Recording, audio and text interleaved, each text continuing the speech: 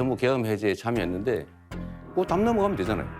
왜 안 했는지 일단 궁금하고, 두 번째로는 왜 거짓말 하십니까? 중앙의 조창 강연 축사에서 단 한 번의 예외 없이 단일화에 관심 없다고 이야기하고 있습니다. 나중에 결과가 결국은 나오겠죠. 그때 가서 보기로 하겠습니다. 그런 식으로 자꾸 갈라쳐가지고 기존 제도 수혜자, 새로운 대상자 이거 자꾸 갈라치고 남녀 갈라치고. 원인이 있고 결과가 있는 것이지 지금 이준석 후보는 결과에 따른 갈등 사항만 이야기하고 있습니다. 아니면 쉽게 말하면 여성들을 우롱하는 그런 거 아닌가요? 2, 3조 규모라니까요. 그거랑 또 크지 않습니까? 15조 하신다면서요, 방금. 내가 언제 15조 한다 그랬어요? 본인이 그렇게 주장해. 이준석 후보는 꼭 자기 지식 자랑하러 여기 나온 거냐라는 생각이 들 정도예요. 계엄 이거 해제하는 거 정말로 중요했는데 12월 4일 날 새벽에 12월 4일 3일 밤이죠. 다른 사람들은 전부 국회 담을 넘어서 정말 들어가 전부 계엄 해제에 참여했는데 그거 담 넘어가면 되잖아요. 왜 안 했는지 일단 궁금하고, 두 번째로는 지금 단일화 논란이 많은데 이 내란 세력 후보와 단일화 할 건지 궁금해서 한번 물어봅니다. 계엄이 터졌을 때 저는 귀당에 있는 의원들과 계속 소통하고 있었습니다. 지금 국회 본회의장에 몇 명이 들어갔냐. 제가 택시를 타고 국회 쪽으로 이동하는 와중에도 계속 물어봤고요. 그래서 170명 가까이 들어갔다는 것을 보고 안심해서 저는 밖에서 그러면은 여기에 진입하지 못하게 하는 것이 부당함을 항의하겠다라고 제가 이야기하고 계속 밖에 있었던 것입니다. 저는 국민의힘의 이야기에 대해 가지고 단 한 번의 예외 없이 단일화에 관심 없다고 이야기하고 있습니다. 나중에 결과가 결국은 나오겠죠. 그때 가서 보기로 하겠습니다. 우리 이준석 후보님은 신구연금을 분리하자. 그러니까 지금까지 연금 낸 사람들은 따로, 앞으로 낼 사람은 따로 이렇게 칸을 쳐가지고 새로 시작하자 이렇게 하시는데, 그러면 기존 연금 대상자들에게 연금을 지급하려면 계산상 609조 원이 필요하다고 해요. 그럼 그 돈 누가 냅니까? 연금 제도라고 하는 건 기본적으로 세대 간 연대를 하는 것입니다. 그런 식으로 자꾸 갈라쳐가지고 기존 제도 수혜자, 새로운 대상자 이거 자꾸 갈라치고 남녀 갈라치고. 말 그대로 궤변을 하고 계신 거죠. 이번 합의 과정에서 과연 그러면 이득을 보는 세대는 어디이고 손해를 보는 세대가 어디인가 명백하거든요. 대한민국의 젊은 세대는 가만히 앉아서 한 사람당 3천만 원 이상의 손실을 그냥 떠있게 된 거거든요. 네. 일단 김문수 후보에게 묻겠습니다. 네. 최근 유세에서 중대재해처벌법을 악법이라며 폐지해야 한다고 했습니다. 그런데 1차 토론의 다음 날 파리바게뜨 SPC 삼립 시아 공장에서 일을 하고 있던 50대 여성 노동자가 또다시 기계에 끼어서 숨졌습니다. 자, 이런 사고가 계속 빈발하고 있는데 중대재해처벌법 폐지를 계속 주장할 건가요? 중대재해처벌법을 폐지하자는 것이 아니라 그것이 지나치게 처벌 위주로 되어 있기 때문에 중대재해에 대한 예방을 우선으로 하고 처벌은 그다음에 최소한으로 해야 된다. 왜 거짓말 하십니까? 2025년 5월 15일 중소기업 중앙회 조창 강연 축사에서 중대재해처벌법 이거 악법이니까 폐지 또는 재개정해야 되는 거 아니냐 이런 얘기 한 적이 있잖아요. 재개정한다고 그랬습니다. 네.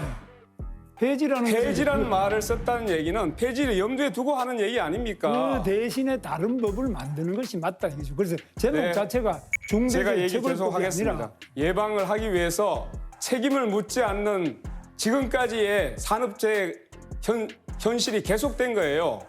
제대로 책임을 묻지 않으니까 예방이 됩니까?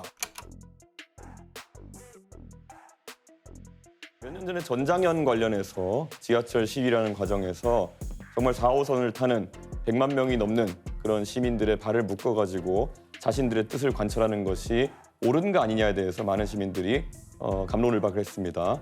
그리고 최근에는 동덕여대에서 공학전환 논의가 있을지도 모른다는 얘기 때문에 그 구성원들 중에 일부가 자신의 학교를 기물을 파손하고 그리고 락카치를 해가지고 학교를 거의 쓰지 못할 지경으로 만들어 놓은 사태가 있었습니다.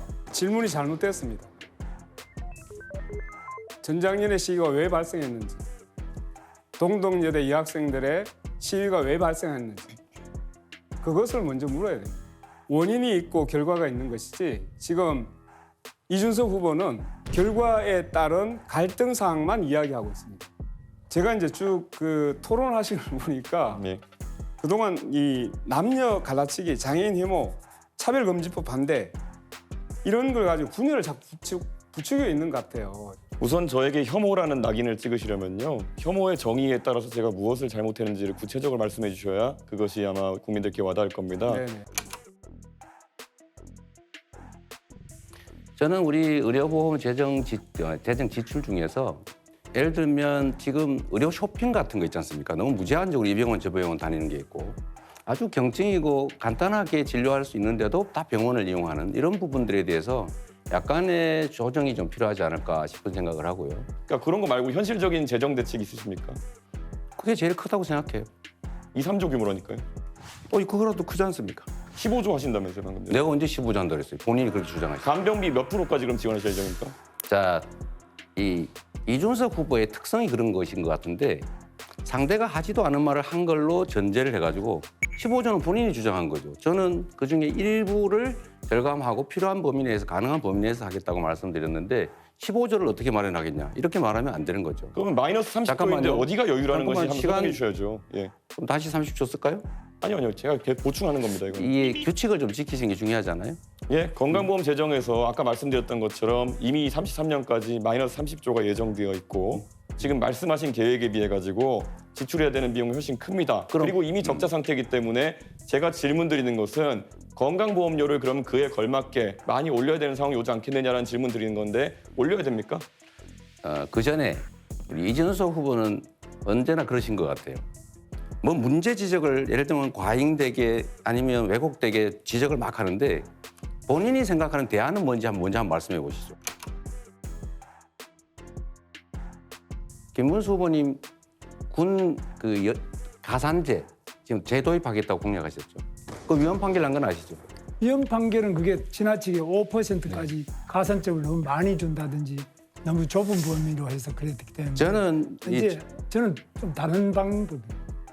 저는 이게 젊은 시절에 강제로 좀 의무적으로 입대하는 남성 청년들을 보호할 필요가 있다고 생각해요.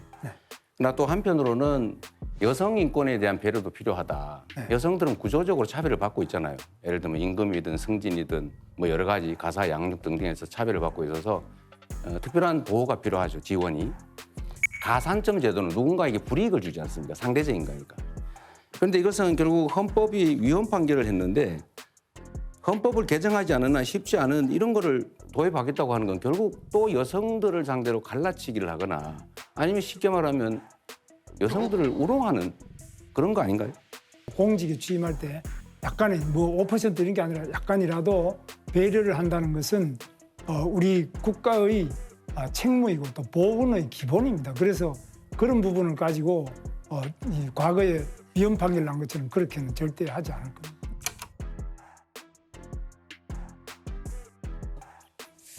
제가 듣다 보니까 이준석 후보는 꼭 자기 지식 자랑으로 여기 나온 거냐라는 생각이 들 정도예요.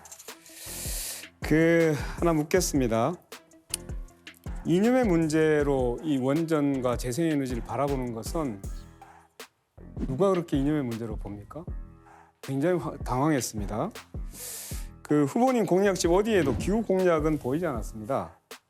왜 그러면 당에서 했던 것을 후보 공약에는 하나도 집어넣지 않았을까? 혹시 단일화를 염두에 둔 거 아닐까요? 이런 질문이 들었어요. 기후 공약이 없으면 단일화하는 네네. 겁니까? 그래서 제가 별칭 하나를 한번 드리겠습니다. 네.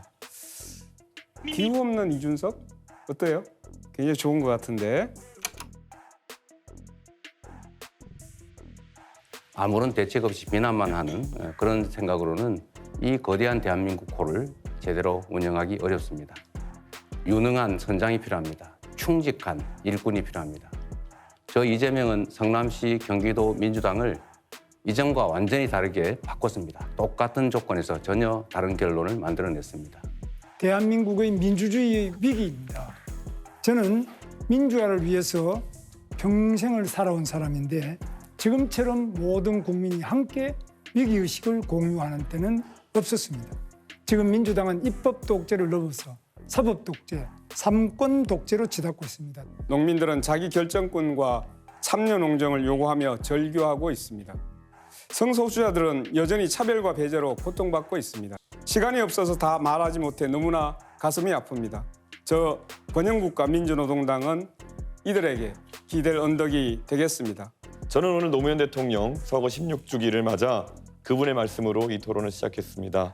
그리고 이제 다시 그분의 말씀으로 토론을 마무리하고자 합니다. 부끄러운 줄 알아야지.